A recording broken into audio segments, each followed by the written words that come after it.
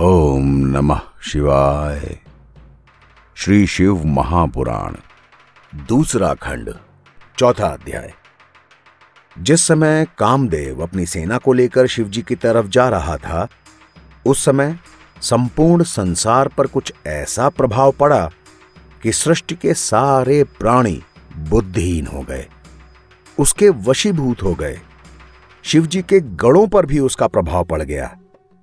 जब शिवजी ने यह जाना कि कामदेव उन पर विजय प्राप्त करने के लिए आ रहा है, तो उनके ऊपर कोई प्रभाव न पड़ा। उन्होंने अपनी इंद्रियों को जीतकर अपने वश में कर ध्यान लगाकर बैठ गए। तब कामदेव बेहद दुखी और चिंतित होकर वहां से लौट पड़ा और कायरों की भांति मेरे सामने आकर पृथ्वी पर गिर पड़ा। तब कामदेव रोते रोते बोला, हे पिता, मैंने अपनी सेना द्वारा संपूर्ण देवताओं, मुनियों और सारे जीवधारियों को वश में कर लिया, लेकिन शिव जी के ऊपर मेरा कोई प्रभाव नहीं है। अब मुझे ऐसा डर लग रहा है कि कहीं वे मेरे ऊपर क्रुद्ध ना हो जाएं। प्रज्वलित अग्नि के समान उनके स्वरूप का स्मरण कर मैं मन ही मन अत्यंत भयभीत हूं।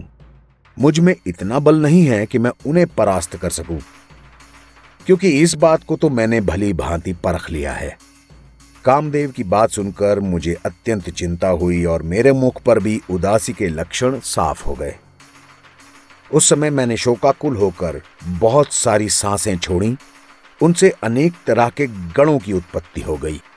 वे अपने हाथों में अनेक तरह के शस्त्र धारण करके बड़े जोर जोर से चिल्लाते हुए, नाचते हुए, गाते हुए मार मार की पुकार लगाने लगे। उनका शोर चारों दिशाओं में भर गया। वे अनेक तरह के उपद्रव भी करने लगे। उनकी संख्या का वर्णन करना बहुत मुश्किल है। जब उन गणों को कामदेव ने देखा तो मुझसे पूछा, पिताजी, ये कौन लोग हैं और इनका नाम क्या है? मैंने उत्तर दिया, ये सब लोग मार मार शब्द का उच्चारण कर रहे हैं, इसलिए इनका नाम मार होगा। तुम इस सेना को भी अपनी सेना में मिलाओ और इन्हें साथ ले जाकर एक बार शिव जी के पास फिर कोशिश करो। कोशिश ये करना जिससे शिव जी किसी स्त्री के साथ विवाह करना स्वीकार कर ले।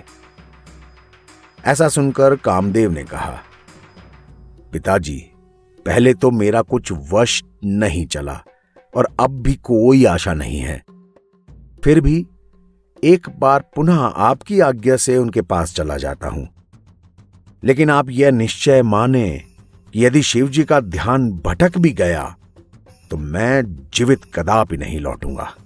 इतना कहकर कामदेव अपनी उस नई सेना को साथ में लेकर वहां से गया और उस स्थान पर जा पहुंचा जहां शिव जी ध्यान मग्न बैठे थे।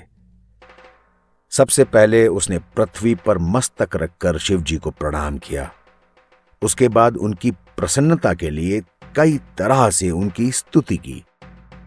उसने प्रार्थना करते हुए कहा, हे बाबा भोलेनाथ, मैं अपने पिता की आज्ञा अनुसार यह काम करने यहां आया हूं, इसलिए आप मेरे ऊपर कृपा करें। इतना कहकर कामदेव ने अपने साथी वसंत को चारों ओर फैला दिया। उस समय संसार का कोई भी प्राणी धैर्य नहीं रख सका, लेकिन इसके बाद भी शिव जी का ध्यान विचलित नहीं हुआ। कामदेव का उस समय भी यही बड़ा सौभाग्य रहा कि शिव जी ने उस पर दया करके उसे भस्म नहीं किया।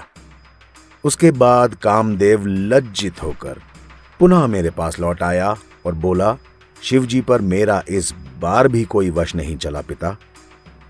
यदि आप चाहते हैं कि शिव जी विवाह कर लें तो कोई अन्य उपाय करें। इतना कहकर कामदेव अपने घर को चला गया। उस समय मुझे अत्यंत निराशा और बहुत चिंता हुई। जब कोई उपाय ना सूझा तो मैंने विष्णु जी का ध्यान किया और बहुत देर तक उनसे प्रार्थना करता रहा।